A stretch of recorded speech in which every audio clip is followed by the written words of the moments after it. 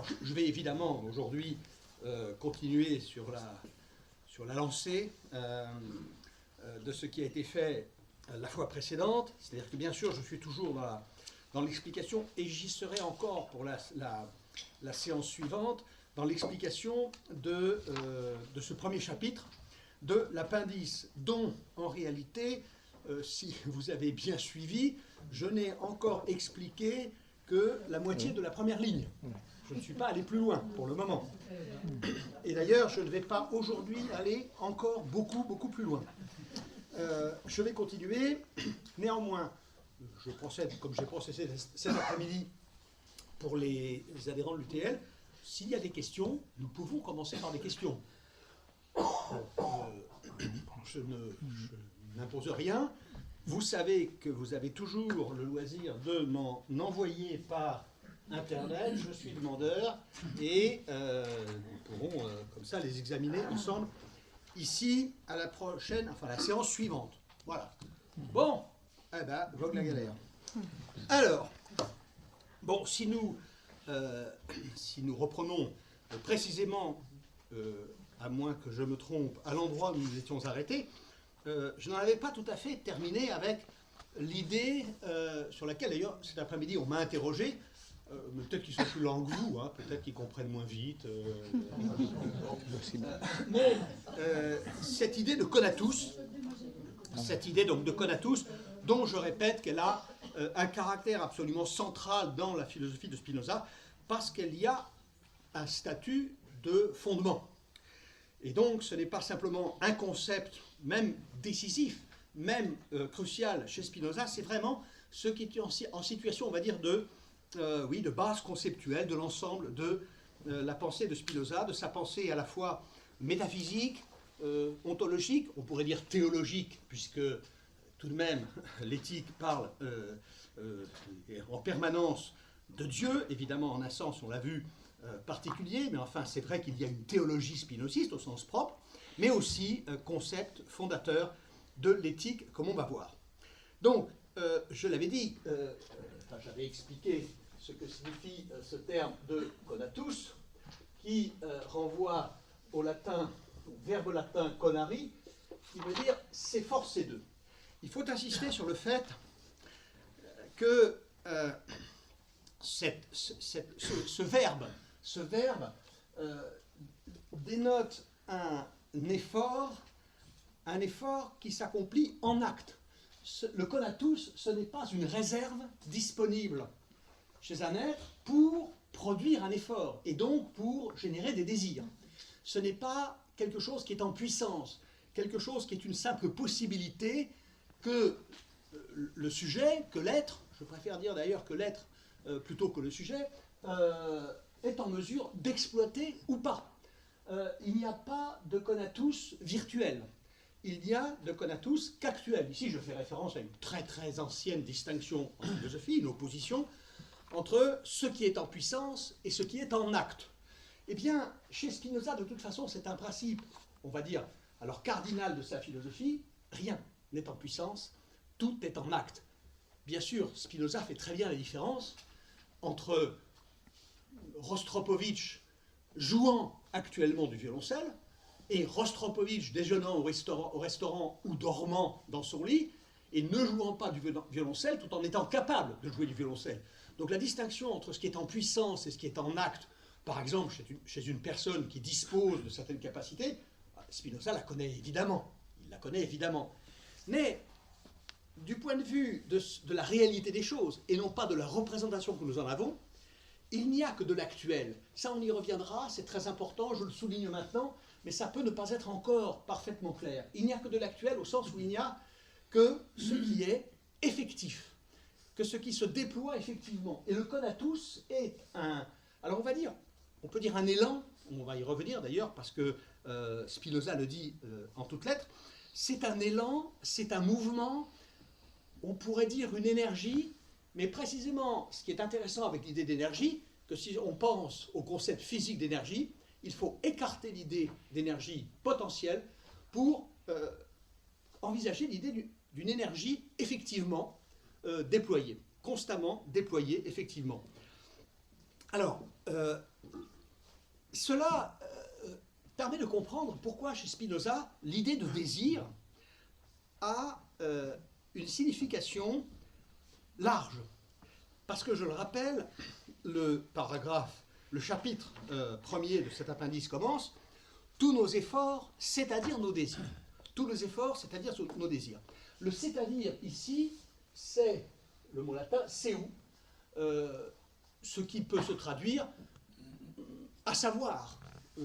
Tous nos efforts, à savoir nos désirs. Plus exactement peut-être, tous nos efforts, autrement dit, nos désirs. Eh bien, voici ce que va dire du désir Spinoza dans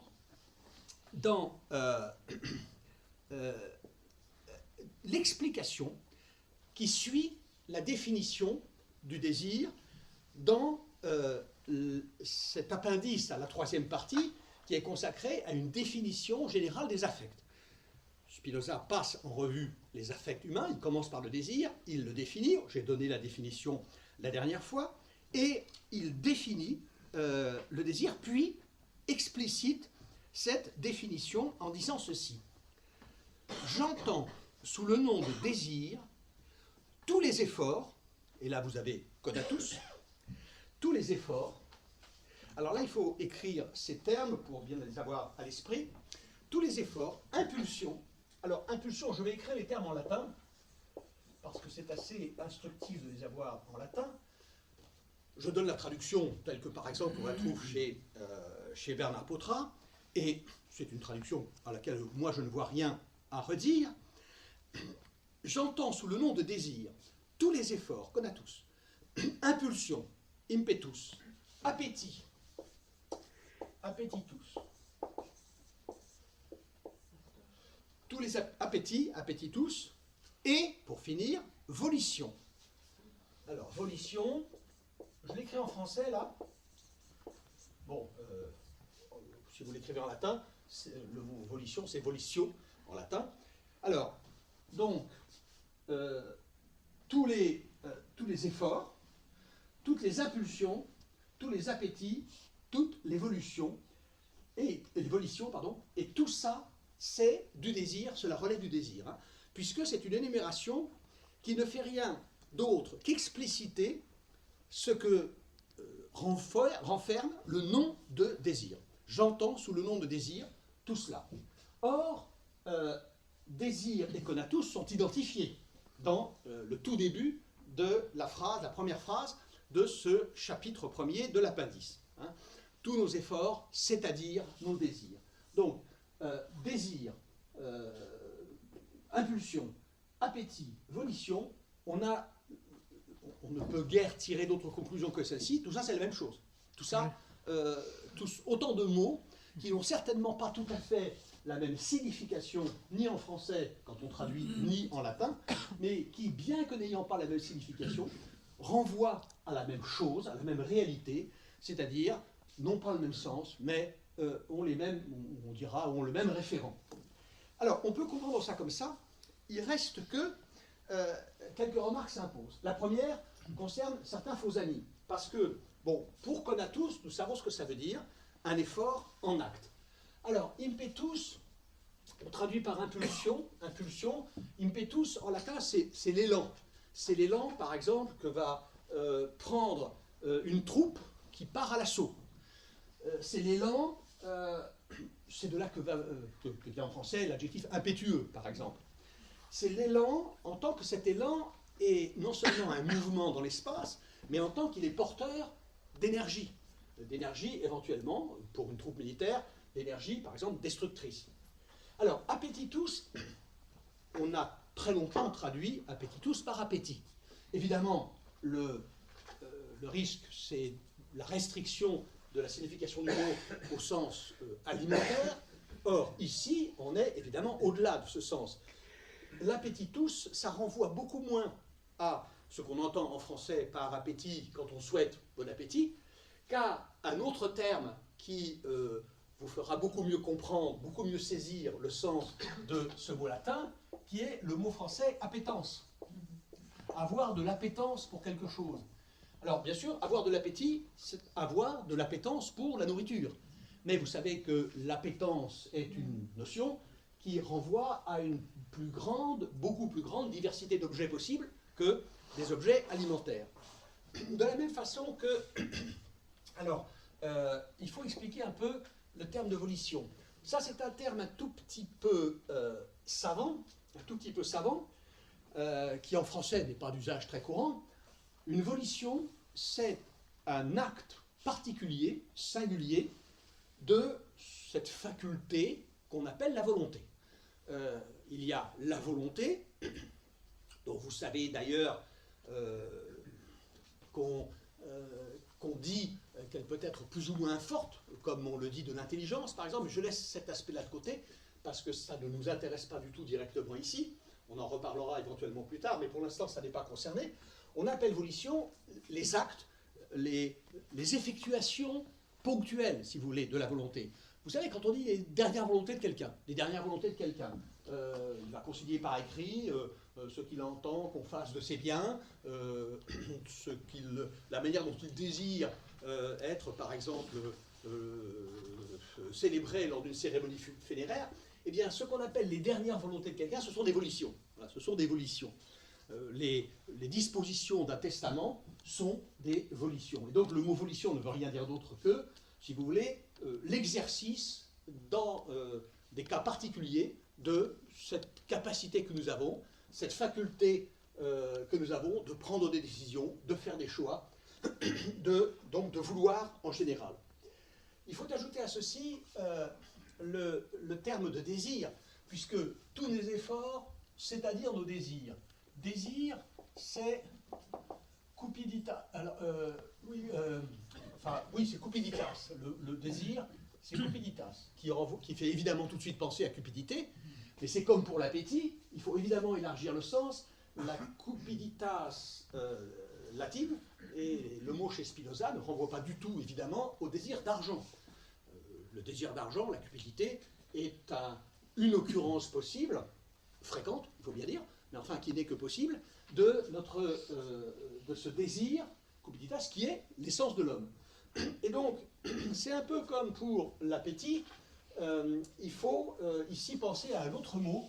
Il faut penser à un vieux mot français qui est beaucoup moins utilisé aujourd'hui qu'il l'est, mais toujours quand on l'emploie dans un registre assez savant et surtout avec une signification assez fortement orientée du côté du désir sexuel, qui est le mot concupiscence. Concupiscence. Alors, en général, quand on jette un regard concupiscent sur quelque chose, ce quelque chose est souvent quelqu'un ou quelqu'une. Alors, c'est un terme qui est tout à fait fréquent au XVIIe siècle. Pascal l'emploie beaucoup, et il en fait un usage qui n'est pas du tout limité au domaine du désir sexuel. Donc, pensez à concupiscence quand vous lisez cupiditas chez Spinoza, et à appétence quand vous lisez appetitus. On a complètement renoncé, enfin on a arrêté de traduire appetitus par appétit, pour plusieurs raisons. D'abord, quand on enseigne Spinoza aux élèves, afin d'éviter bien sûr la confusion avec le sens alimentaire, puis aussi parce que, après tout, s'il y a un appétit, il faut aussi qu'il y ait un verbe pour... il faut qu'il y ait un verbe pour dire le fait d'avoir de l'appétit pour quelque chose. Et ce verbe, il existe en français, et ce verbe, c'est appéter. Le problème, c'est que quand vous avez prononcé ce verbe devant une classe de terminale, vous avez pour un quart d'heure à la récupérer. Bon, donc, en général, et puis de toute façon, maintenant, on a arrêté d'utiliser ce terme-là, on utilise, on dit désirer, ou alors on précise dans une note de façon très explicite en quel sens il faut prendre ce terme. Alors, là vous voyez déjà que nous avons une identification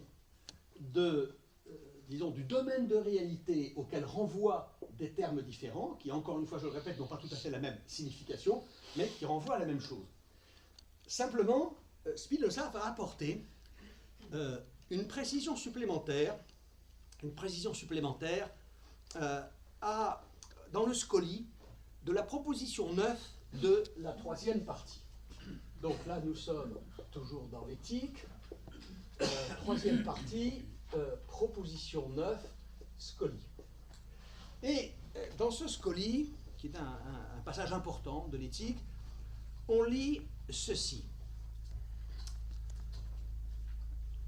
Cet effort, donc cet effort, ce qu'on a tous, qui est le désir, tous nos désirs, autrement dit nos efforts, cet effort, quand il est rapporté à l'esprit seul, s'appelle volonté.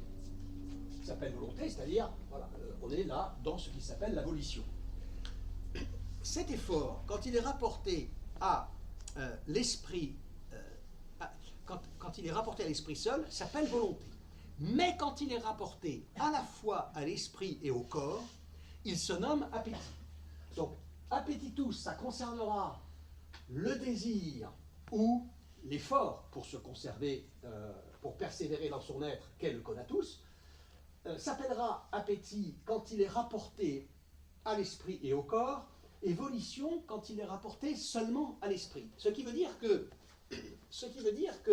nous n'avons plus tout à fait un recouvrement parfait de tous ces termes quant à ce qui est désigné.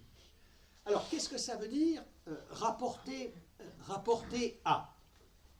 Je répète ces énoncés, cet effort, quand il est rapporté à l'esprit seul, s'appelle volonté. Mais quand il est rapporté à la fois à l'esprit et au corps, il se nomme appétit. Et là, nous avons déjà quelque chose qui va établir une distinction. Rapporter à, ça veut dire que nous avons affaire à la même chose, mais considérée à deux points de vue différents, selon, si vous voulez, deux perspectives différentes.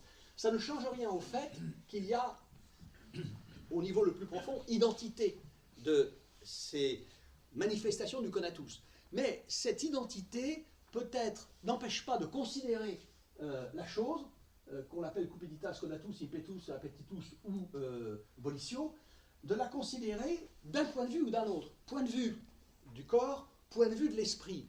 En tant que tout ceci, je dirais, s'exprime, ou se comprend plutôt, se comprend en se plaçant au point de vue de l'esprit, ce sera de la volonté. En se plaçant au point de vue de l'esprit et du corps, on parlera d'appétit, mais notez bien qu'il ne s'agit que de considérations sur la façon de nommer les choses.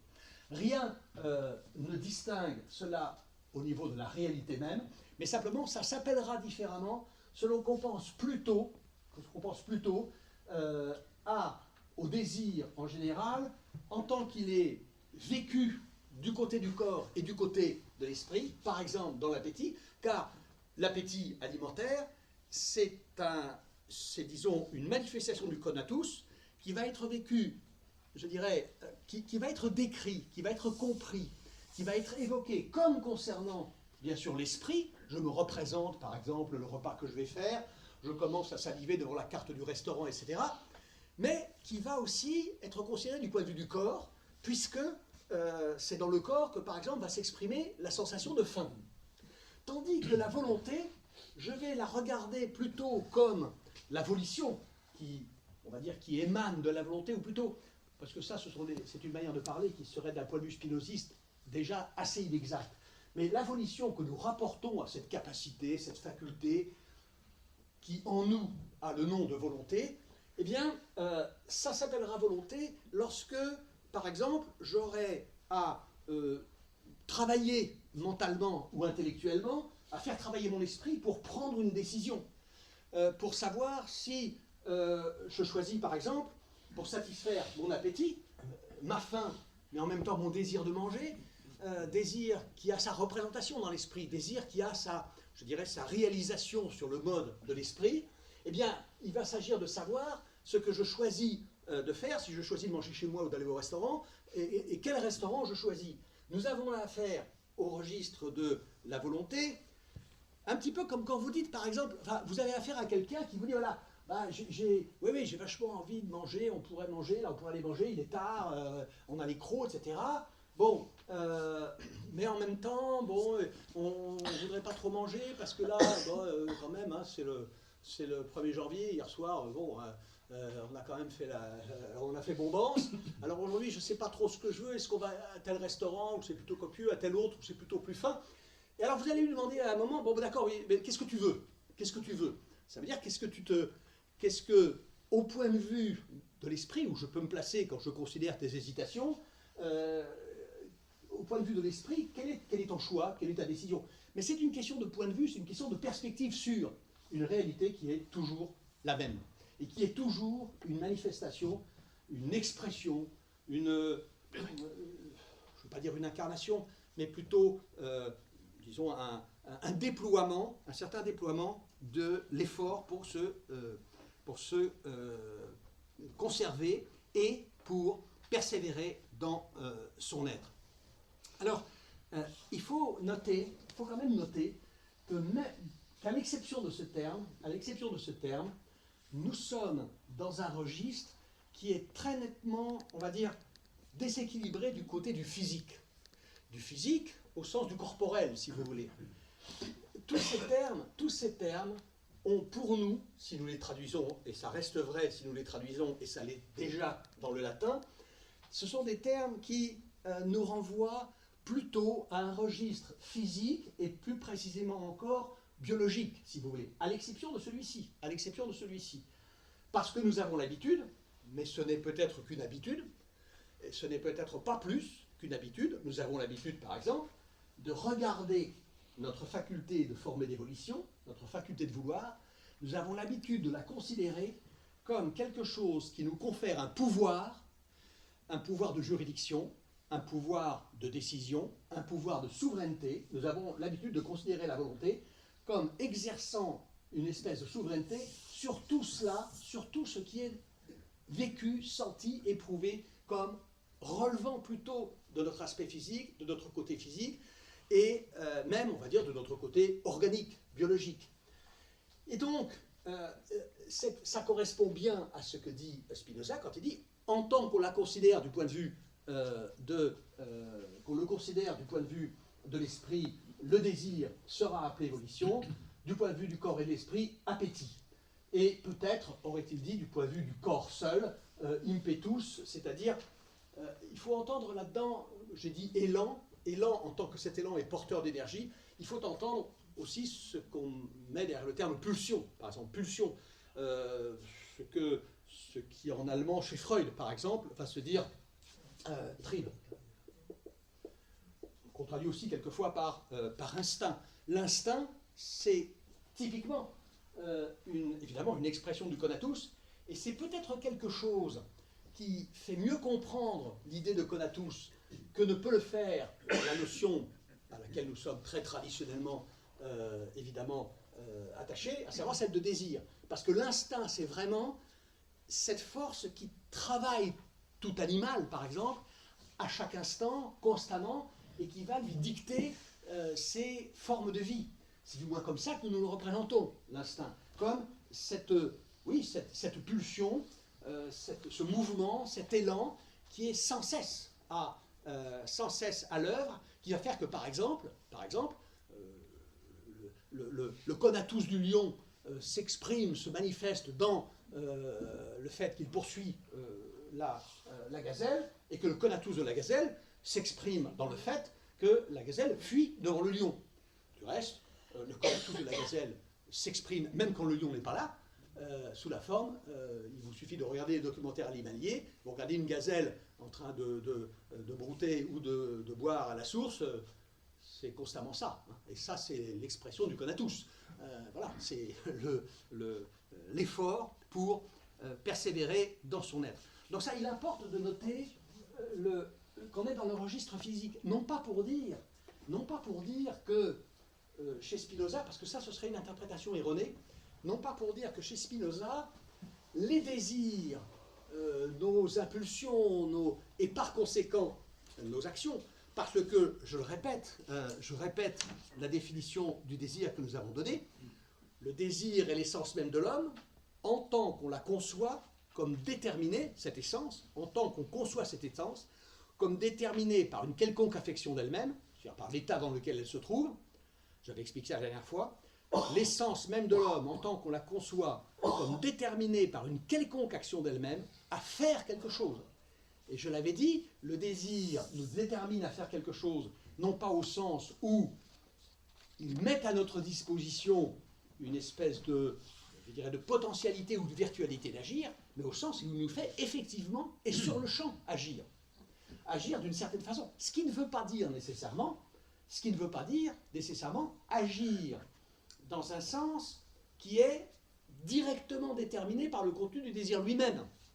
Et c'est pour ça qu'il y a une différence entre cupiditas, conatus, et volition. Je vais prendre un exemple.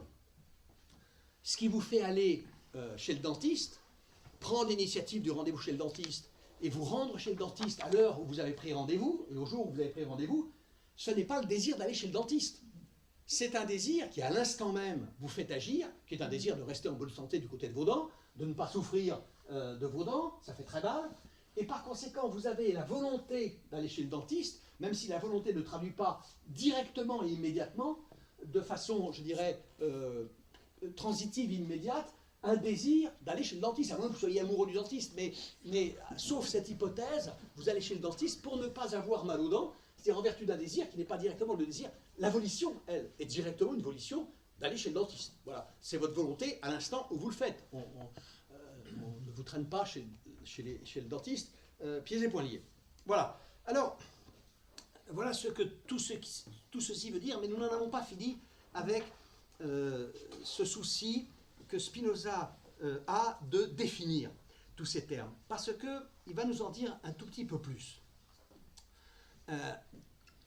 Alors, il va nous en dire un tout petit peu plus dans cette explication de la définition du désir, et aussi dans ce scoli de la proposition 9 de la troisième partie. Là, il va ajouter quelque chose. Il nous dit ceci: le désir est l'appétit accompagné de la conscience de lui-même. Le désir est l'appétit accompagné de la conscience de lui-même. Donc, le désir, cupiditas, c'est ceci, appetitus, accompagné de la conscience de lui-même. Ce qui veut dire que le désir n'est pas exactement la même chose que le conatus, l'impetus ou la volition. Que ce n'est pas la même chose que la volition, ça nous le savons déjà, point de vue de l'esprit ou de l'esprit seul, ou point de vue du corps et de l'esprit. Mais là, il introduit une nouvelle distinction, l'appétit avec conscience de lui-même. Quand l'appétit est accompagné de conscience, quand l'appétence est une appétence consciente, eh bien, là, on parle de désir. Et là, vous avez la définition, je dirais, complète du désir. Si vous associez la première définition qui ouvre les définitions des affects à la fin de la troisième partie de l'éthique, je répète encore une fois cette définition, le désir est l'essence même de l'homme en tant qu'on la conçoit comme déterminée par une quelconque affection d'elle-même à faire quelque chose. Ça, c'est une première définition du désir, mais qui est très générale et qui va se trouver plutôt précisée, limitée, déterminée de façon plus nette, lorsque Spinoza dit le désir, c'est l'appétit accompagné de la conscience de lui-même. Le désir est l'état d'un être qui, alors je me permets l'usage de cette expression parce que je ne suis pas dans une classe de lycée, mais qui appète, ou plutôt qui éprouve de l'appétence pour quelque chose, et qui le sait, et qui en a conscience.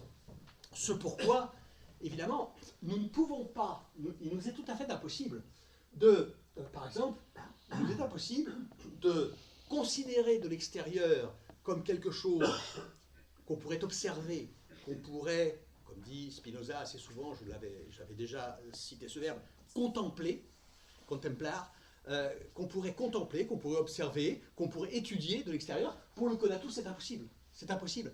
Pourquoi? Parce que le conatus n'est pas quelque chose à quoi nous puissions accéder de façon directe, immédiatement, sur le mode de la conscience. Énormément de choses procèdent de notre conatus dans notre vie corporelle et dans notre vie mentale, dont nous ne sommes pas conscients. Il y a autant de contenu inconscient dans notre vie mentale qu'il y en a dans la vie corporelle, et c'est sans doute une manifestation du conatus que la perpétuation fort longtemps, par exemple, de la succession des battements de notre cœur, mais nous n'avons pas conscience de ça, et surtout nous n'avons pas conscience d'avoir l'appétence de ça. En revanche, nous commençons à entrer dans le domaine du désir quand cette appétence, nous en avons une perception consciente. Ce qui évidemment va nous permettre enfin, ce qui rend possible eh bien, le traitement du désir sur le mode de l'observation, de l'étude, de la considération. Voilà, j'ai tel désir, je le sais, et c'est de là que peuvent venir toutes les questions du genre, qu'est-ce que je fais de ce désir, comment est-ce que je me conduis, comment est-ce que je me comporte face à ce désir, vis-à-vis de ce désir, qu'est-ce que j'en fais. Et au fond, c'est ça qui va faire que nous allons regarder ce désir, appétit accompagné de la conscience de lui-même, nous allons le regarder comme objet possible pour d'évolution, pour l'exercice de notre volonté. Voilà, j'ai tel désir, qu'est-ce que ma volonté en fait? Et là, nous sommes dans un schéma qui est celui dont précisément Spinoza va juger qu'il faut sortir. Donc il va juger qu'il faut sortir parce qu'il nous montrera, mais ça j'y viendrai plus tard, c'est l'objet d'autres passages dans la suite de l'Appendice, que la volonté ne doit certainement pas être regardée comme cette faculté surplombante que nous pourrions exercer ou ne pas exercer. Nous représentons très facilement, très communément, l'idée d'une abdication de la volonté, d'un renoncement à la volonté, ce qu'on appelle le laisser-aller, ou que nous pouvons exercer dans un sens ou dans l'autre, puisque nous pouvons, enfin c'est du moins comme ça que nous vivons notre expérience du désir, nous vivons notre expérience du désir comme quelque chose au secours de quoi nous pouvons venir en y adjoignant de la volonté, d'évolution.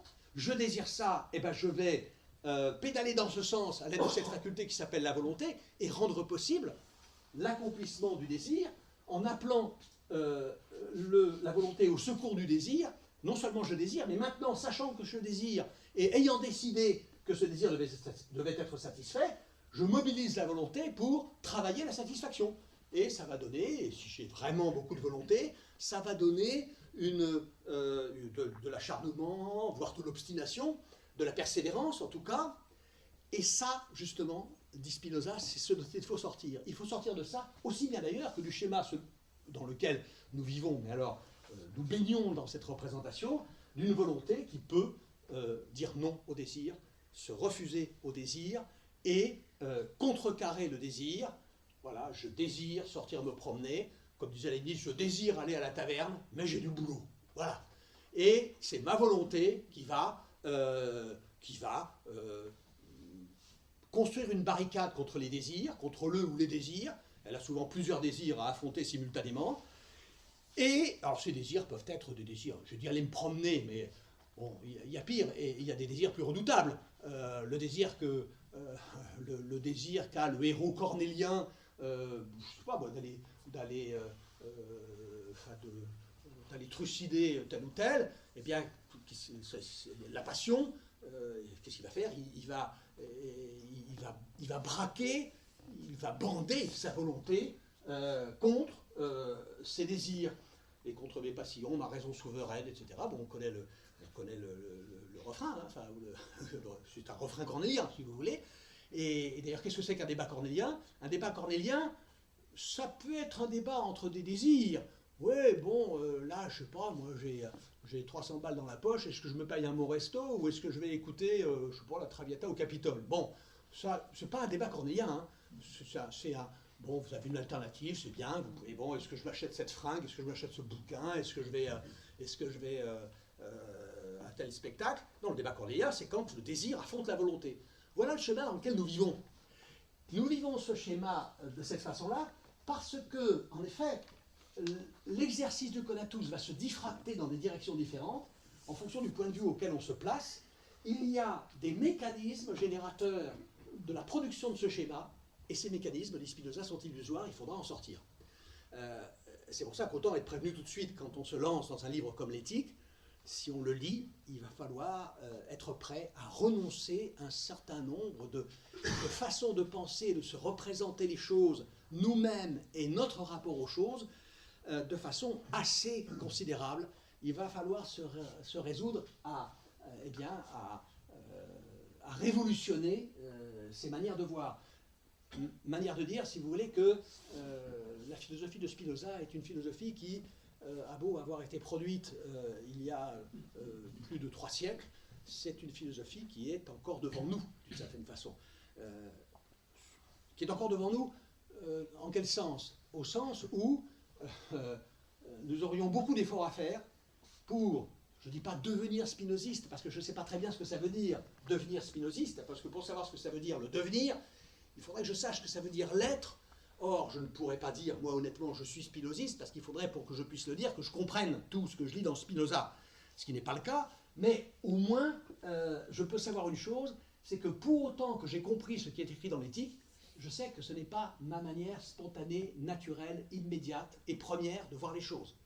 Alors on va dire, la philosophie, ça ne sert qu'à ça finalement. La philosophie a toujours servi à ça, c'est-à-dire à remettre en question, à dissoudre des représentations, des façons de voir habituelles, coutumières, enracinées dans notre esprit, dans la tradition, etc. C'est vrai, c'est peut-être encore plus vrai chez Spinoza. Au fond, bon... j'ai osé cet après-midi une comparaison dont je ne suis plus très sûr maintenant. Donc je ne sais pas. Mais, vous savez, si vous posez à des esprits du XXe siècle, dans un pays comme le nôtre, où quand même il y a une instruction publique, une école qui apprend des rudiments de science à ses élèves, si vous posez des questions relatives par exemple à des problèmes physiques simples, vous allez vous apercevoir, c'est un fait, qu'un grand nombre de nos contemporains sont un peu avant Galilée. Leur physique est une physique qui spontanément est une physique qui renverrait plutôt à celle d'Aristote, 4e siècle avant Jésus-Christ, qu'à celle de Galilée. Ils n'en sont même pas à Galilée, si vous voulez, qui a déjà quand même aujourd'hui 4 siècles. Et pourquoi ils n'en sont pas à Galilée? Tout simplement parce que si vous demandez, par exemple, à quelqu'un, vous lui dites, voilà, tu es sur une moto, passager, parce qu'il vaut mieux que le conducteur lui tienne le guidon, mais tu as une boule en main, tu la lances en l'air, une balle, où est-ce qu'elle va retomber? Il va vous dire, bah oui, si je vais à 140 à l'heure, elle va retomber assez loin derrière. C'est vrai, d'ailleurs, de fait, c'est vrai pour une raison qui est que la moto circule dans l'air et que la résistance de l'air va faire qu'elle va en effet aller derrière. Alors vous dites, oui, mais dans le vide, s'il n'y a pas d'air, s'il n'y a pas de frottement, etc., elle va retomber derrière, parce que le temps qu'elle est en l'air, la moto, elle a déjà, en un quart de seconde, fait du chemin. Ce qu'il ne sait pas, c'est que la balle retombera dans ses mains. Vous pouvez poser la même question, par exemple, vous lui demandez, voilà, si vous lâchez, là, il n'y a pas d'air, il n'y a pas de résistance de l'air, c'est dans le vide, vous lâchez une plume et une boule de pétanque de 40 mètres de haut, qu'est-ce qui va arriver le premier? Vous dire, c'est la boule de pétanque, la plupart du temps, vous dire ça. Bon, non, c'est faux. La plume et la boule de pétanque arrivent en même temps au sol. Ça, c'est de la physique galiléenne, mais beaucoup d'entre nous n'en sont pas vraiment à Galilée. Et le meilleur moyen de le vérifier, d'ailleurs, c'est que, par exemple, il suffit de poser au premier venu les questions qu'on pose à Galilée dans ce livre de 1616 qui s'appelle « Les dialogues sur les deux plus grands systèmes du monde », où sont confrontés les mérites respectifs, les arguments respectifs de l'héliocentrisme, le Soleil au centre et la Terre qui tourne autour, et du géocentrisme, la Terre au centre et le Soleil qui tourne. Dans ce dialogue, qui fait intervenir 3 interlocuteurs, un partisan du mouvement de la Terre, un partisan de la thèse aristotélicienne de l'immobilité de la Terre et d'un Soleil et des planètes qui tourneraient autour, et puis d'un troisième qui ne sait pas trop bien quoi penser et qui assiste au match et puis qui aimerait bien, lui, honnêtement, se faire un avis. Bon, l'aristotélicien, c'est plutôt une espèce de, quand même, d'attardé scientifique. Non, il n'est pas attardé sur le plan mental, hein, il n'est pas bête, hein, il n'est pas stupide, non, il pose des bonnes questions. Mais enfin, c'est un fait que, bon, c'est celui d'une physique qui est en train de s'effondrer. Évidemment, le personnage, le héros, si vous voulez, c'est le héros avec un UT, celui qui prend la parole au nom de Galilée, qui lui défend le mouvement de la Terre. Et ce partisan de Galilée se trouve confronté à une série de questions, auxquelles il faut bien répondre, parce que l'idée que la Terre puisse se mouvoir est quand même contre-intuitive. Comment se fait-il si, par exemple, c'est vrai que si nous sommes sur la Terre, à peu près ici, ça c'est l'équateur, nous sommes à peu près à une latitude moyenne, ça veut dire que nous parcourons à peu près la Terre fait 6400, 6000 combien de rayons, c'est 6400 km, je crois, de rayons. Bon, ça fait une circonférence. Nous faisons le tour en 24 heures. Si vous faites le petit calcul, vous apercevrez qu'on va très vite. On va très vite. Comment se fait-il que nous ne soyons pas ici, là où nous sommes, comme sur un manège qui, dans une fête foraine, tournerait à la même vitesse? Il faut savoir répondre à ces questions-là. C'est à ces questions-là que Galilée est confronté, ou se confronte lui-même, dans le dialogue sur les deux grands systèmes du monde.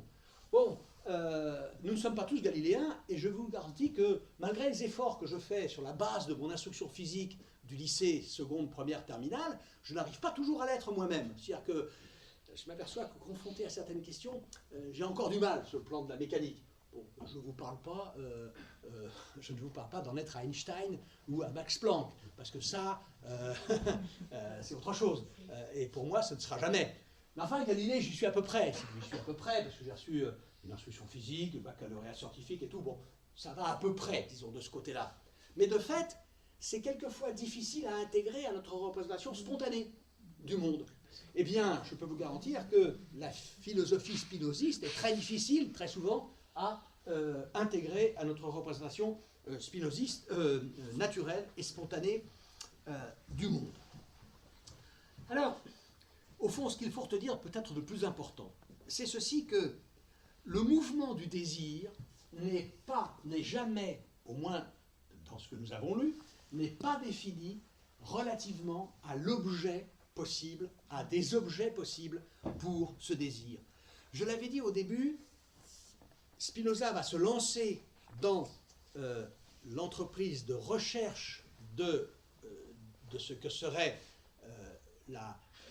une vie bonne, une droite manière de vivre, une manière de régler correctement sa vie.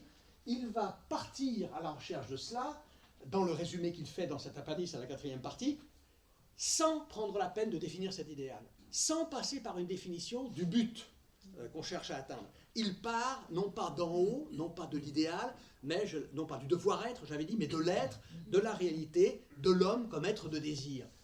Eh bien, c'est ça que signifie ici cette idée du désir que nous trouvons exposée dans ce passage.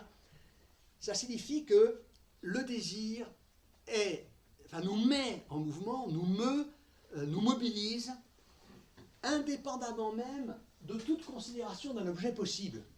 Alors bien sûr, le désir va être toujours vécu comme il est rare que l'objet du désir soit tout à fait indéterminé. Il est plus ou moins déterminé. Vous pouvez par exemple, vous dire, tiens, j'ai envie d'aller voir l'exposition Modigliani qui va avoir lieu à telle date, à tel endroit, je vais y aller, ça c'est un désir déterminé. Vous pouvez dire, ah ben là, je me mettrais bien un peu de musique. Voilà. Bon, c'est moins déterminé.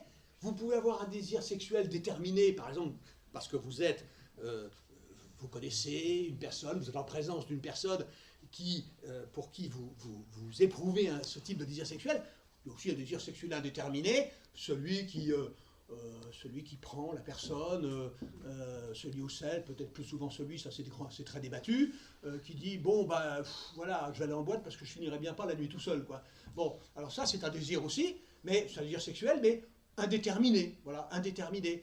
Donc les désirs sont plus ou moins déterminés dans leur objet, bien sûr, toujours, mais bon, je peux avoir le désir d'aller gravir telle voie, telle face par telle voie de tel pic, je peux avoir le désir d'aller en montagne, bon, ou d'aller grimper, bon, c'est moins déterminé.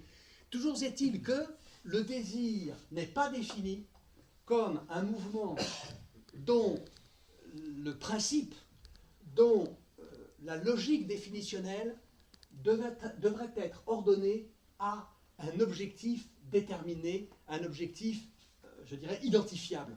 Le désir, c'est d'abord un mouvement. Après, on a envie de dire, il y a le conatus, donc il y a de la cupiditas, il y a de l'impetus, il y a de l'appetitus, et un objet, on en trouvera toujours un. Bon, c'est une manière un peu cavalière de dire, un objet, on en trouvera toujours un, ça veut dire que, qu'est-ce que ça veut dire? Ça veut dire que, en fonction de ce que l'existence me fera devenir, en fonction des circonstances dans lesquelles elle me placera, je serai appelé à faire porter ce désir sur des objets particuliers, mais ce désir ne sera pas l'expression de ce qu'il y a de désirable dans les objets en question, il sera l'expression de ma faculté de désirer, de ma puissance désirante, de la puissance de mon conatus, et il sera l'expression, selon l'objet vers lequel il se dirigera, de la manière dont se sont organisées en moi les représentations à partir desquelles s'effectue cette orientation du conatus vers tel ou tel objet.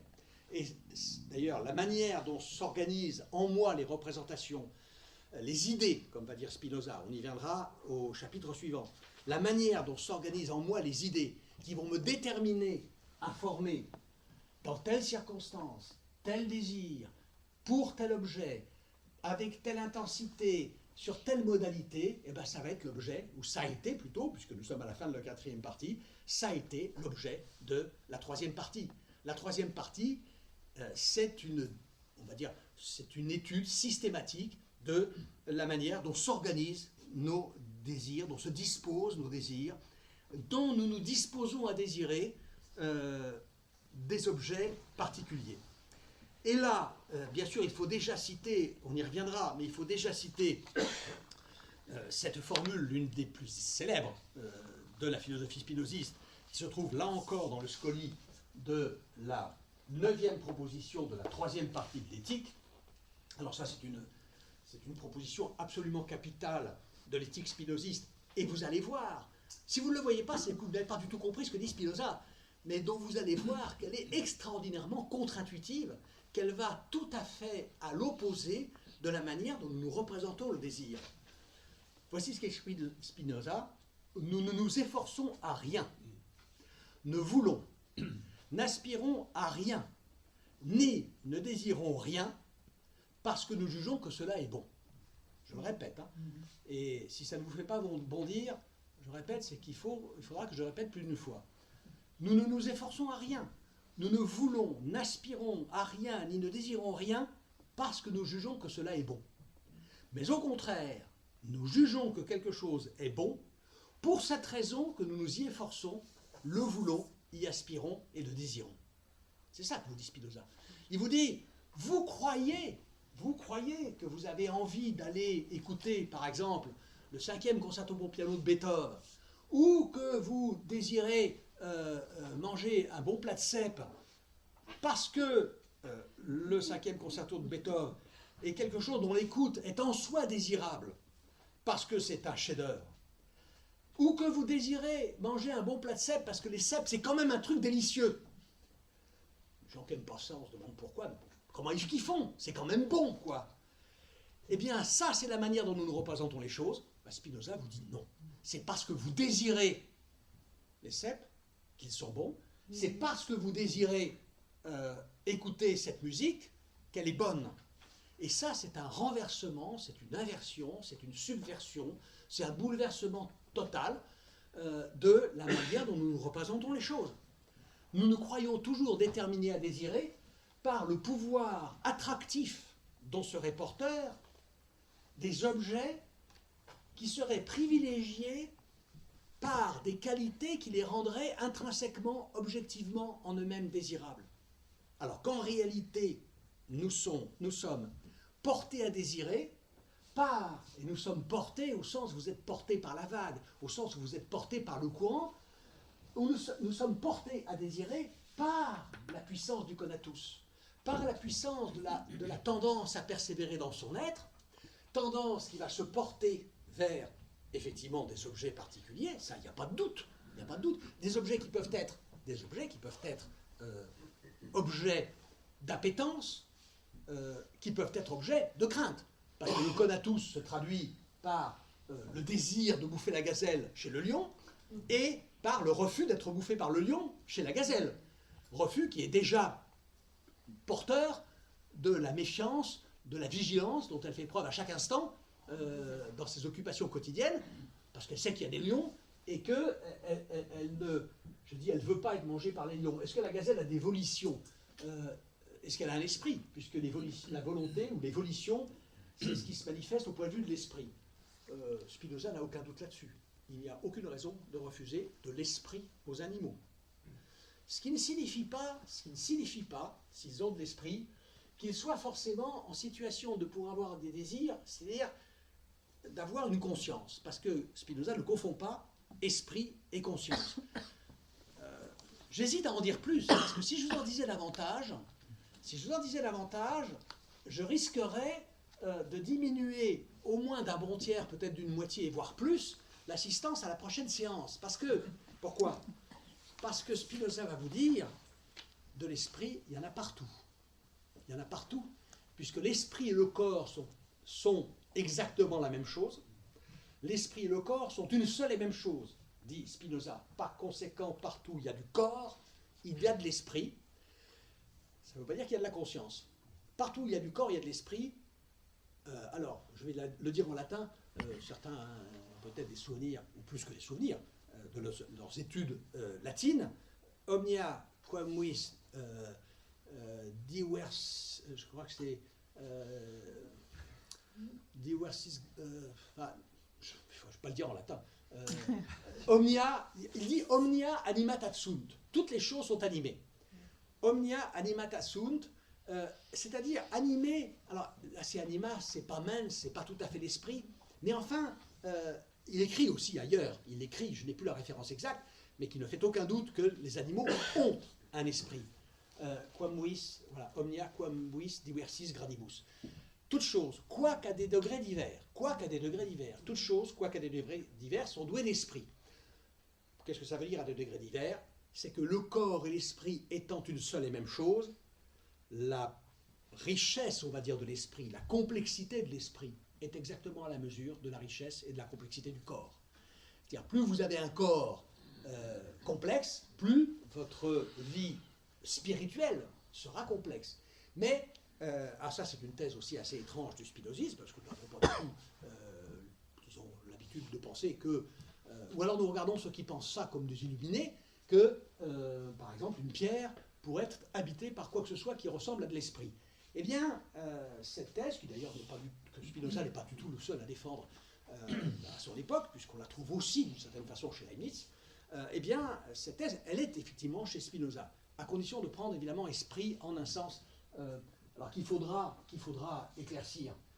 Mais, donc, c'est ce que nous dit Spinoza, je répète cette formule, cette affirmation, nous ne nous efforçons à rien, ne voulons, n'aspirons à rien, ni ne désirons rien, parce que nous jugeons que cela est bon, mais au contraire, nous jugeons que quelque chose est bon, pour cette raison que nous nous y efforçons, le voulons, y aspirons et le désirons. Et donc, c'est voilà, je l'avais dit, tout part d'en bas. C'est le mouvement du conatus, c'est la puissance du conatus, et je répète, une puissance qui s'exerce en acte, qui détermine le mouvement vers un objet dont le caractère désirable, au fond, ne fait pas de doute. Il est clair qu'il y a des choses désirables, que par exemple, la saveur des cèpes les rend, pour moi, tout à fait désirables. Que la qualité de la musique de Mozart, par exemple, ou de Beethoven, la rend, pour moi, éminemment désirable. Ça ne fait pas de doute. Mais là où je verse dans l'illusion, c'est lorsque je crois que cette désirabilité est une propriété ou une qualité, ou quel est l'effet, le résultat, la résultante d'un ensemble de qualités et de propriétés, qui serait par elle-même objet d'un désir légitime. Il est évident que, par exemple, la musique de Mozart, quand vous écoutez les Noces de Figaro, mais quand vous les écoutez non pas seulement en mélomane, ce qui malheureusement est mon cas, mais quand vous les écoutez en personne compétente en matière de musique, quand vous écoutez en musicologue ou même en musicien averti, eh bien vous allez trouver dans la musique de Mozart des propriétés objectives, des propriétés qui appartiennent réellement à la musique de Mozart, qui sont des propriétés musicales. Vous allez trouver des richesses qui concernent l'harmonie, qui concernent le contrepoint, qui concernent la mélodie, par exemple. Et vous allez trouver, par exemple, là-dedans des richesses, de la complexité qu'il n'y a pas chez un petit maître contemporain de Mozart. Il y en a beaucoup à cette époque-là. Et en général, il n'y a pas besoin d'écouter très longtemps pour entendre la différence. Hein. Moi, c'est une expérience, je pense que je l'ai peut-être déjà dit ici, une expérience que j'ai faite en terminale plus d'une fois, en ayant un peu assez de lire dans les dissertations. Vous savez, le beau, c'est subjectif. Le beau, ça dépend des avis. moi je leur faisais écouter d'abord, c'est quoi, peut-être ça fait 5 minutes, pas beaucoup plus, l'ouverture des Noces de Figaro de Mozart. Je leur faisais écouter l'ouverture des Noces de Figaro de Mozart. Bon, je n'irai pas plus loin. Et ensuite, je leur faisais écouter, par exemple, l'ouverture du Falstaff de Salieri. Salieri, bon, je n'ai pas besoin de présenter depuis un certain film de Milos Forman, Salieri a composé un Falstaff, comme fera plus tard Verdi. Eh bien, il y a une ouverture de ce Falstaff. Alors là, mais alors, je les ai votés après. Je leur faisais écouter, évidemment sous couvert d'anonymat. Je leur disais pas c'est du Mozart, c'est du Salieri. Qu'est-ce qui est le plus beau? Voilà, je peux vous garantir, j'avais l'unanimité. Et je n'ai jamais eu, ou très rarement, autre chose que l'unanimité ou la quasi-unanimité. Pourquoi? Parce que Salieri, vous écoutez les premières mesures du Falstaff Salieri, c'est pom, pom, pom, pom, pom, pom, pom, pom, pom, pom, pom, pom, pom, pom, pom, pom. Là, je peux aller plus loin parce que c'est plus facile. Donc, d'ailleurs, rappelez-vous, rappelez-vous dans le film de Forman, ça s'entend très bien, quand Mozart déchiffre la partition de Salieri devant le roi là, et ses conseillers, il déchiffre la partition, il fait comme ça, il joue là, et puis après il se tourne vers Salieri, il dit oui, bon, puis après c'est toujours pareil. Bon, et effectivement, oui, c'est ça. Et quand vous écoutez ces deux musiques-là, ben voilà, ça saute aux oreilles, ça saute aux oreilles. Donc il ne s'agit pas du tout de dire que parce que le désir sera toujours déterminé en son fondement par la puissance active, basique, fondamentale du conatus, et donc parce que le désir aura nécessairement son origine, son fondement même dans le sujet, que toutes les différences qu'on peut faire entre les objets de désir sont subjectives au sens d'arbitraire. Pas du tout. Pas du tout. Ça ne voudra pas dire, en tout cas pour Spinoza, ça ne voudra pas dire, il ne développera pas ses points. Spinoza n'a jamais eu l'occasion, à ma connaissance, de comparer les musiques, les valeurs respectives des musiques de ses contemporains, par exemple. Il n'y a pas de texte là-dessus. Mais simplement, il nous fait remarquer que tous les objets que nous jugeons les plus désirables, que ce soit sur le plan alimentaire, sur le plan esthétique, sur le plan sexuel ou autre, eh bien, ont des propriétés de désirabilité qui sont objectives pour autant qu'on fait abstraction, qu'on leur retire justement tout ce qui concerne la désirabilité. Certainement, par exemple, certaines nourritures ont des propriétés physico-chimiques qui les distinguent entre elles et qui les distinguent d'autres nourritures, par exemple, moins appréciées, moins fines, moins désirables. C'est une question, on va dire, de physique et de chimie, et ça, c'est tout à fait objectif, bien sûr. Mais c'est comme le caractère nutritif d'une nourriture. Il est bien évident, par exemple, que le bœuf, par exemple. J'adore le bœuf, j'ai honte, hein, mais j'aime le bœuf. Bon, j'essaie de modérer ma consommation. Mais le bœuf, par exemple, a pour moi une valeur nutritive qui a beau être relative à mon statut de vertébré, mammifère, omnivore, façonné comme tel par des centaines de millions d'années d'évolution. La désirabilité du bœuf pour moi a beau être relative, elle n'en est pas moins, je dirais, définitionnelle d'une valeur réelle du bœuf. Le bœuf vaut réellement pour moi. C'est pas parce que le bœuf vaut pour moi quand il ne vaut rien pour une carpe. Mettez une côte de bœuf devant une carpe, bon, à la rigueur, il y a peut-être des poissons carnassiers qui vont manger la côte de bœuf, sans doute, peut-être. Je ne sais pas si un brochet, une truite vont se précipiter sur la côte de bœuf, peut-être faute de mieux. Mais en revanche, c'est sûr qu'une carpe ou une tanche ne feront rien de la côte de bœuf. Elles n'ont pas de valeur nutritive pour elles. Ce n'est pas des poissons carnivores. Voilà. Bon, donc, c'est relatif. Mais ce n'est pas parce que la valeur est relative qu'elle n'est rien. C'est pour dire que cette dépendance dans laquelle Spinoza place le désir par rapport à ce qui en est le fondement physique, au fond, physique au sens où physis veut dire nature. Lorsque Spinoza rapporte le désir à son fondement naturel, ce n'est aucunement pour dire qu'il n'y a pas de valeur.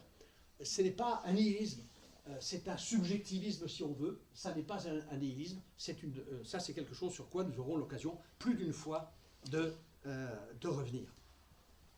Alors, bon, là, je vais m'arrêter là, enfin, je vais m'arrêter là, pas maintenant, enfin je ne vais pas m'arrêter là définitivement pour aujourd'hui, je vais continuer à parler, vous allez bien entendre, mais je vais m'arrêter là pour ce qui concerne la progression de mon, disons, de l'exposé, parce que la prochaine fois, il faudra quand même que la prochaine fois, et j'essaierai de régler ça en une séance, que j'entre dans la suite de l'énoncé de ce premier chapitre à partir de suivre.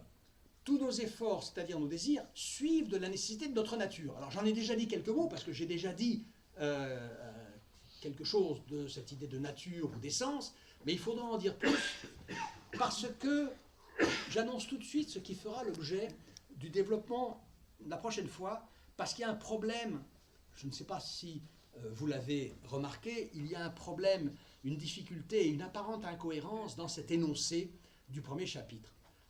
Tous nos efforts, c'est-à-dire nos désirs, suivent de la nécessité de notre nature. Bon, ça, c'est l'énoncé général. De sorte que, ça, c'est la conséquence qu'on va tirer de cet énoncé que contient la première ligne. Tous nos efforts, c'est-à-dire nos désirs, suivent de la nécessité de notre nature. De sorte qu'on peut les comprendre ou bien par cette seule nature, comme par leur cause prochaine, première possibilité, première manière de comprendre ces désirs, à partir par cette seule nature comme par leur cause prochaine, ou bien, deuxième manière de comprendre nos désirs, ou bien en tant que nous sommes une partie de la nature, partie qui ne peut être conçue adéquatement par elle-même, abstraction faite des autres individus. Laissons de côté ce dernier fragment de phrase, partie qui ne peut être conçue adéquatement par elle-même. Nous avons là deux possibilités concernant la manière de comprendre nos désirs, soit à partir de cette seule nature qui est la nôtre, notre nature, soit les comprendre en tant que nous sommes une partie de la nature, et là il est clair que le mot nature est employé deux fois en des sens différents. Parce que notre nature, notre propre nature, cette seule nature qui est la nôtre, notre nature dont il vient d'être question, ça ne peut pas être la même chose que cette nature dont nous sommes une partie. Et là, vous avez déjà un flottement sur l'idée de nature qui fait qu'on ne sait pas très bien ce que veut dire la toute première affirmation. Tous nos efforts, c'est-à-dire nos désirs, suivent de la nécessité de notre nature. Laquelle? Laquelle? La nôtre. Notre nature, celle à partir de laquelle, en la considérant seule, on peut comprendre nos désirs, ou l'autre, celle dont nous sommes une partie. Apparemment, c'est la première, mais dans ce cas-là, ça veut dire que tous les désirs ne suivent pas de notre nature à nous, puisqu'il y en a qui suivent de notre rapport, de notre immersion, de notre insertion dans la grande nature dont nous sommes une partie. Là, il y a une difficulté qu'il faudra affronter tout simplement en distinguant à l'intérieur de la signification du mot nature et en essayant de comprendre comment cette distinction permet de sortir de cette difficulté ou de cette incohérence. Alors maintenant, ce que je vais faire, là je m'interromps, enfin je fais une espèce de pause, qui malheureusement pour vous ne se traduira pas immédiatement par le fait que j'arrête de parler, mais de la façon suivante. Je vais vous lire un texte anti-spinoziste. Je vais vous lire un texte très très typiquement anti-spinoziste, un texte qui est écrit par quelqu'un qui n'aime pas le Conatus. Et quand on n'aime pas le Conatus, on ne peut pas aimer Spinoza, c'est sûr.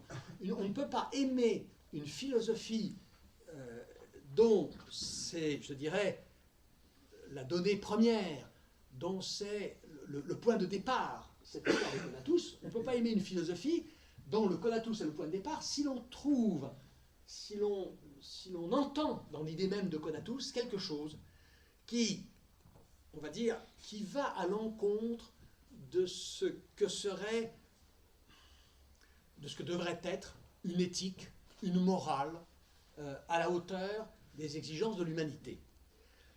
Et c'est la thèse que défend, et je l'ai plus d'une fois entendu vitupérer contre le Conatus spinoziste, pas tellement contre Spinoza, parce que, bien entendu, Spinoza est un auteur tel qu'on ne puisse pas le traiter de trop haut et dire celui-là, on peut s'en débarrasser. On peut s'en débarrasser comme d'un philosophe qui n'a pas véritablement compris la véritable signification de ce qui s'appelle morale ou éthique. Mais enfin, quelqu'un qui assurément n'est pas spinoziste, ce qui est absolument son droit, évidemment, et qui va préférer à Spinoza un philosophe dont il fait, on peut dire, bon, ça n'aurait aucun sens à dire son idole ou son modèle, mais dont il fait sa référence privilégiée, qui est Emmanuel Lévinas. Alors, évidemment, vous êtes en train de vous demander, mais il va nous dire qui c'est cet anti-spinoziste là qui ne veut pas entendre parler du Conatus. Alors, c'est un nom que tout le monde connaît. Je pense que vous connaissez tous, c'est Alain Finkielkraut.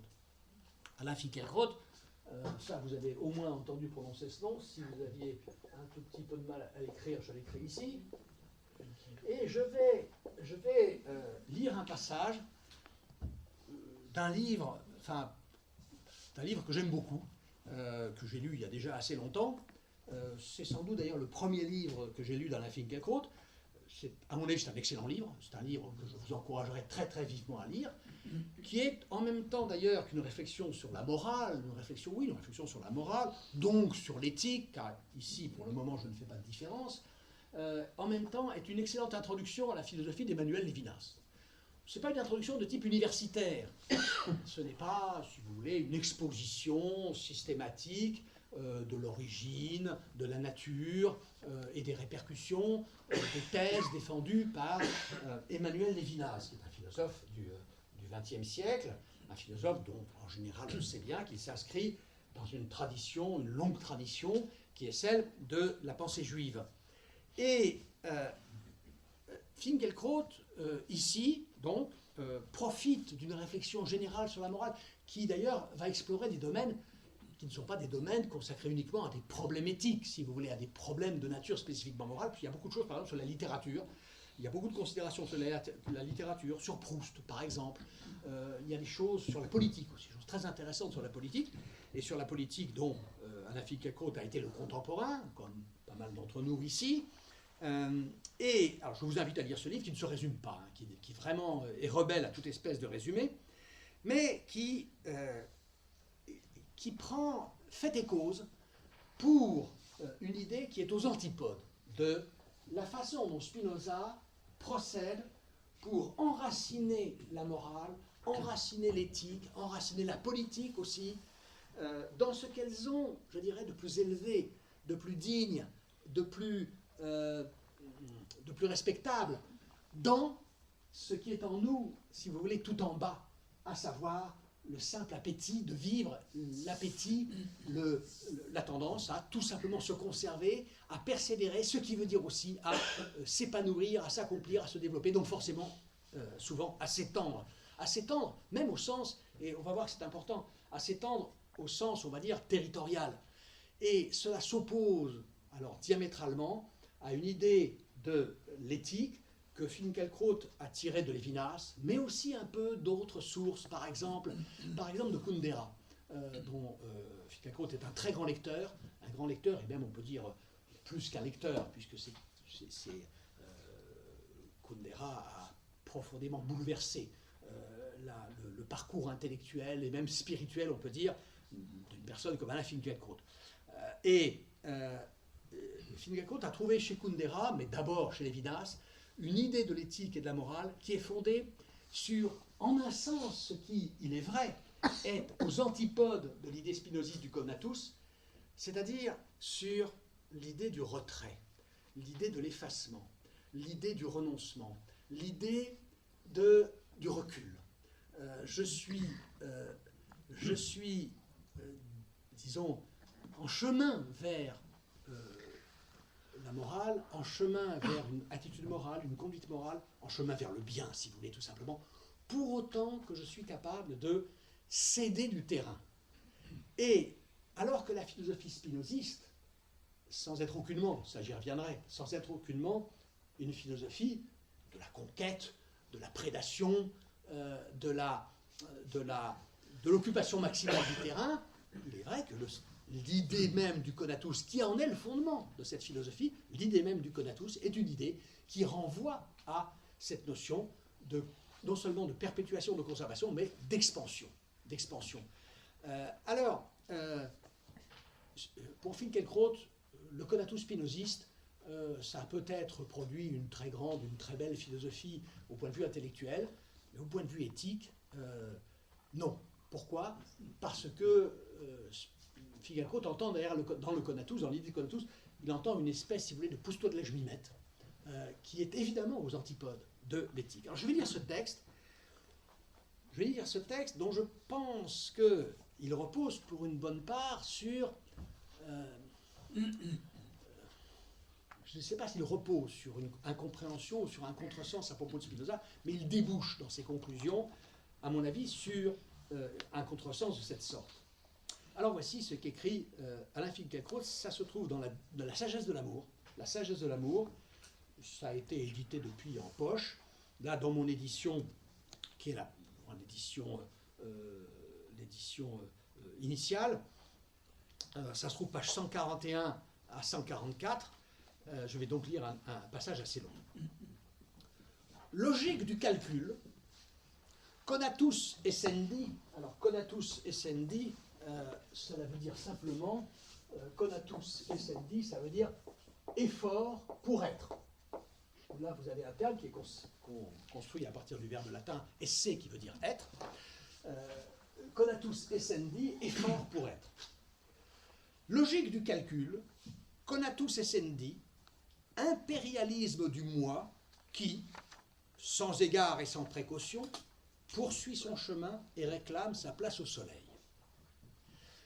Quand il s'agit de décrire l'être humain, ou plus précisément le jeu de l'être chez l'homme, Lévinas emprunte ses concepts et même son vocabulaire à Pascal, à Hobbes, à Spinoza, car en effet, je ne l'ai pas dit, le concept de conatus n'est pas absolument propre à Spinoza. On le trouve avant Spinoza chez un philosophe anglais contemporain de Descartes, avec qui d'ailleurs il a échangé, qui est Thomas Hobbes, qui fait déjà usage, lui, de ce concept de conatus, même s'il en tire une philosophie assez différente de celle de Spinoza. Lévinas emprunte ses concepts et même son vocabulaire à Pascal, à Hobbes, à Spinoza, philosophes divergents, mais qui, sous le choc des guerres dynastiques et religieuses, dont l'Europe venait d'être ensanglantée, avaient ce point commun de n'accorder plus aucun crédit à la moralité humaine. Il y a bien morale dans la pensée de Lévinas, mais rien de cette morale du sentiment attaché à réhabiliter l'homme en situant la sympathie parmi ses affections naturelles. Le même philosophe, qui soumet l'éthique au modèle amoureux, il s'agit toujours bien sûr de Lévinas, le même philosophe qui soumet l'éthique au modèle amoureux, reprend à son compte une vision totalement désenchantée de l'homme tel qu'il est, celle de Pascal en particulier, fustigeant le moi, et là vous avez une citation de Pascal, une formule de Pascal entre guillemets, fustigeant le moi, en ce qu'il se fait le centre de tout. Et c'est la simple continuation de la très fameuse formule de Pascal, dont on cite le début, mais dont on ne connaît pas toujours la fin. Le moi est haïssable, le moi est haïssable. Et Pascal continue, le moi est haïssable en ce qu'il se fait le centre de tout. Le moi est haïssable en ce qu'il se fait le centre de tout. Égocentrisme, égoïsme. Fustigeant le moi en ce qu'il se fait le centre de tout, et, à nouveau une citation, une formule de Pascal, et voudrait être le tyran de tous les autres. Voilà. Au fond, ce que vous dit ici Finkielkraut, c'est que Lévinas n'est pas dupe, Lévinas n'est pas niais, et Lévinas n'est pas angélique. Il n'a pas une philosophie irénique qui consisterait à voir en l'homme un être dont le fond serait la sympathie. Au contraire, il appartient, on va dire, au camp des réalistes qui savent très bien, avec Hobbes, avec Spinoza et avec Pascal, que l'homme est, au contraire, cette réalité haïssable en ce qu'elle tend à se faire, pas l'homme en général, pas l'homme avec un grand H, non, l'homme est haïssable en ce que chaque moi tend à se faire le centre de tout. Le sens de l'intrigue morale tient en effet dans ce paradoxe. La morale en moi ne vient pas de moi. Ce n'est pas de ma propre initiative que le principe constant de tous mes actes, mon bien ou mon mal à moi, passe après, en seconde ligne, et que j'agis en vue du bien d'un autre être. Spontanément, je vis. Spontanément, je vis, formule du conatus, si vous voulez. Spontanément, je vis. Vivre, ce peut être aussi bien se déployer ou se conserver, rechercher l'utilité ou vouloir la puissance, ménager ses forces ou au contraire leur laisser libre cours. Jamais, en tout cas, l'ouverture à autrui n'est incluse comme une donnée élémentaire, comme un instinct dans ma spontanéité de vivant. Ce qui veut dire que ce n'est pas du conatus qu'il faut attendre, ce qu'on attend au premier chef de la morale, à savoir l'ouverture à autrui. La morale, autrement dit, est une transformation dont le principe m'est extérieur. Au sens propre, une conversion. Quelque chose d'étranger. Alors là, on voit s'introduire un thème lévinassien, alors tout à fait caractéristique, qui est même, on va dire, le cœur de la philosophie, de l'éthique lévinassienne, ou plutôt que son cœur, je dirais, un peu le cliché auquel on réduit souvent l'éthique de Lévinas. Mais il est vrai que ce point est essentiel. Quelque chose d'étranger, le visage de l'autre homme, vient me contraindre à rompre mon indifférence. Alors pourquoi le visage de l'autre homme? Il faut l'expliquer parce que Philippe Lacote ne le dit pas après. Pourquoi est-ce le visage de l'autre homme qui crée cette contrainte, qui me crée cette contrainte à la moralité que je ne suis pas en mesure de m'imposer spontanément de mon propre mouvement, de ma propre initiative, sur la base de l'élan, justement, de l'élan impétueux du conatus? Qu'est-ce qui fait que le visage a ce pouvoir? C'est qu'il est l'exhibition de la fragilité, qu'il est l'exhibition de la vulnérabilité. Le visage est ce qui, on va presque dire, il le dit comme ça d'ailleurs, Lévinas, c'est pas presque, c'est comme ça qu'il le dit, le visage est ce qui sollicite la violence, ce qui sollicite ma violence, parce que c'est la fragilité incarnée, comme, et vous comprenez pourquoi, pas grand-chose qui fasse plus mal qu'un gros coup dans le nez, pas grand-chose qu'on ait envie de protéger davantage que ses yeux, hein, j'y tiens comme à la prunelle de mes yeux, pas grand-chose dont, par exemple, la destruction est une valeur plus considérable que celle des dents, par exemple. Et tout cela, c'est le visage. Tout ça, c'est le visage. Le visage, c'est la faiblesse, la vulnérabilité offerte. Offerte, se présentant comme disponible pour la violence et donc presque provocation à la violence. Quelque chose d'étranger. Le visage de l'autre homme vient me contraindre à rompre mon indifférence. L'indifférence qui est caractéristique du conatus, qui poursuit son chemin à la façon d'une espèce de bulldozer ou de char afin d'obtenir sa place au soleil. Je suis dérangé, dégrisé de ma vie, réveillé de mon sommeil dogmatique, expulsé de mon royaume d'innocence et appelé par l'intrusion d'autrui à une responsabilité que je n'ai ni choisie ni voulue. Ainsi, les réalistes ont raison contre la morale du sentiment, les Spinoza, les Hobbes, les Pascal. Les réalistes ont raison contre la morale du sentiment. L'éthique n'est pas naturelle. Ça, c'est la thèse anti-spinoziste au possible. Parce que toute la philosophie de Spinoza est pour nous dire l'éthique, c'est naturel, précisément.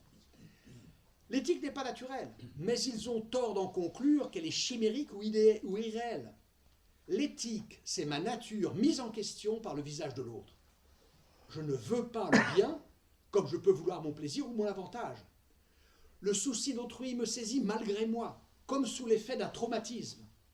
L'autre, telle est sans doute la définition même de son altérité, prononce en moi le divorce de l'humain et de la nature humaine. À cause de lui, je ne peux plus exister naturellement. Amour du prochain? Non. Si l'on entend par là, avec l'édifiante philosophie de l'altruisme, la sympathie innée de l'homme pour l'homme souffrant.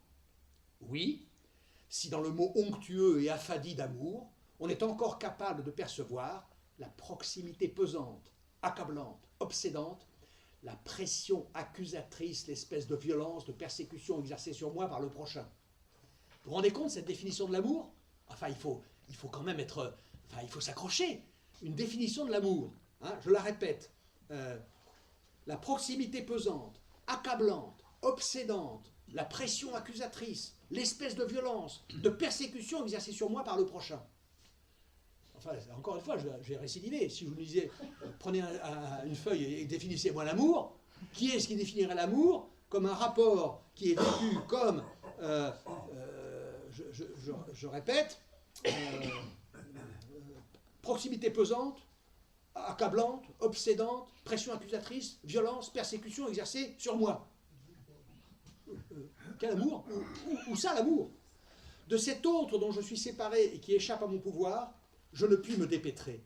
Il me met dans l'impossibilité d'exister naïvement, pleinement, que ce soit sur le mode d'un moi hédoniste, vivant dans la jouissance, hédoniste c'est moi qui ne cherche que le plaisir, d'un moi héroïque déployant sa puissance, ou d'un moi bourgeois voué à la poursuite de ses intérêts. Autrui, l'empêcheur d'être. L'empêcheur d'être. Me voici forcé d'en répondre, affaibli, investi contre mon gré d'une obligation morale. Ce n'est pas moi qui aime naturellement le prochain, c'est le prochain qui m'incombe et qui m'encombre, qui me hante et m'écrase, bref, qui fait violence à ma nature en me commandant de l'aimer. Ici une citation de Lévinas. Dans l'approche, je suis d'emblée serviteur du prochain, déjà en retard et coupable de retard. Je suis comme ordonné du dehors, traumatiquement ordonné, sans intérioriser par la représentation et le concept d'autorité, sans intérioriser par la représentation et le concept l'autorité qui me commande, sans me demander que m'est-elle donc cette autorité, d'où vient son droit de commander, qu'ai-je fait pour être d'emblée débiteur. Fin de citation. Finkielkraut reprend. L'homme n'est pas cet être pacifique au cœur assoiffé d'amour que nous dépeignent attendris les morales du sentiment. L'amour du prochain ne lui est pas inhérent, mais imposé, comme un devoir auquel il ne peut se dérober. Formule à nouveau de Lévinas, sans garder la trace de sa désertion, auquel il ne peut se dérober sans garder la trace de sa désertion. Fin de citation. L'impératif est le mode sur lequel autrui fait son apparition dans le monde et dans l'amour auquel sa présence m'oblige. Il y a toute la douleur du renoncement à une existence princière qui suit indifféremment son cours. Nouvelle citation de Lévinas. Seul un moi vulnérable peut aimer son prochain. Seul un moi vulnérable peut aimer son prochain. Spinoza dira exactement le contraire. Vous êtes d'autant plus capable d'aimer que vous êtes fort. Vulnérable et non dynamique, entreprenant ou radieux, ce n'est pas d'abord moi qui m'élance vers l'autre dans une impulsion généreuse. C'est l'autre qui, entrant sans frapper, déroute mes intentions et trouble ma quiétude. On émousse jusqu'à la mièvrerie l'intrigue morale quand on attribue le rôle actif à celui qui aime. Le prochain, ce que fait exactement Spinoza, le prochain me concerne avant que mon cœur ou ma conscience ait pu prendre la décision de l'aimer. Le visage en lui est cette puissance prescriptive qui me dépose de ma souveraineté et me contraint à une passivité radicale. Amour si l'on veut, mais amour à contre-cœur. Amour éprouvant, amour qui est le nom le plus courant de la violence avec laquelle l'autre me débusque, me revendique et me pourchasse jusque dans les recoins du quant à soi. D'où, alors ça c'est un point très important, d'où l'agressivité que je peux nourrir à l'égard de ce personnage indiscret, de cette absence omniprésente, de cet indésirable. Le prochain, d'où en un mot le mal. Le prochain, d'où en un mot le mal. Pourquoi ? Parce que la vulnérabilité qu'il expose, par conséquent la responsabilité devant laquelle il me place, moi qui suis presque sollicité à la violence, appelé à la violence par cette vulnérabilité exposée dans son visage, eh bien, par cette vulnérabilité, il me provoque et me soumet à une épreuve qui ne peut me conduire qu'à le haïr. Le poids qu'il fait peser sur moi est trop lourd. Il fait peser sur moi un poids que je ne peux pas supporter, celui d'être sollicité à ne plus vivre dans cette innocence, dans cette insouciance de celui qui va de l'avant selon son mouvement naturel. Et pour ça, je ne peux que le haïr, et je vais donc, pour ça, effectivement le frapper au visage. Alors, je vais le frapper, pas forcément, mais là vous avez tout simplement une théorie, c'est pas la première, c'est sûrement pas la dernière, de l'origine et du fondement du mal. Voilà. Le mal n'est pas du tout, il n'est pas plus enraciné une impulsion de mal faire, de faire du mal, d'être méchant, de faire souffrir, que le bien n'était enraciné dans la conception de Lévinas, donc de Finkielkraut, n'était enraciné dans un épanchement, on va dire, généreux, sympathique à l'endroit du prochain. Non, ni le mal ni le bien n'ont cette origine. Ils ont cette origine commune dans la provocation, alors disons dans la convocation, si on prend les choses du côté positif, que constitue le visage d'autrui dans sa faiblesse, dans sa vulnérabilité. Et donc, alors, le bien a son origine dans cette sollicitation, dans ce qui est plus qu'une invitation, qui est une sommation, et le mal a son origine dans cette provocation insupportable à laquelle je vais répondre, eh bien, précisément par l'affirmation de mon refus de céder à ce qu'on pourrait presque appeler, le mot ne figure pas, je crois, dans le texte que j'ai lu, mais la tyrannie qu'impose l'autre. Voilà. Là, enfin, je vais dire, plus anti-spinoziste que ça, moi je ne connais pas. Je ne connais pas. Outre le fait que c'est admirablement écrit, c'est quand même, bon, je pense que c'est de la belle langue. On ne peut pas, moi je suis absolument incapable, absolument pas en mesure de me reconnaître dans une philosophie comme celle de Lévinas. Ça c'est certain que non. Bon, j'ai lu quelques livres de Lévinas, pas tous et tant s'en faut, mais j'en ai lu quand même suffisamment, je pense, pour avoir profité de la possibilité au moins de le comprendre, mais je n'arrive pas du tout à penser en ces termes, ou à vivre, ou à me représenter l'éthique en ces termes. Il faut bien dire quand même que, voilà, vous avez là l'expression d'un point de vue philosophique qui est à ce point aux antipodes de la conception spinoziste de l'éthique, que si, ayant entendu ça, ou ayant lu ça, vous dites, oui, alors ça, il ne me paraît pas possible de penser l'éthique autrement que sous ce mode-là, bah, vous ne serez jamais spinoziste. Bon, et après tout, il n'y a aucun crime à n'être pas spinoziste, hein, je m'empresse de le dire. Voilà, donc je reviendrai sur les questions. Je crois qu'il y a dans cette façon de traiter l'idée de Codatus, c'est ça qui est au centre, hein, cette idée d'un élan qui se poursuit dans l'indifférence vers l'expansion et qui avance comme un rouleau compresseur. Je pense qu'il y a une erreur, mais enfin, bon, au moins c'est beau, c'est déjà ça. On ne peut pas demander ça à toutes les philosophies. Est-ce que c'est vrai ? Je ne le pense pas, si vous voulez, mais au fond, peu importe ce que je pense de ça. Voilà, je vous remercie et je vous dis à jeudi prochain. Merci.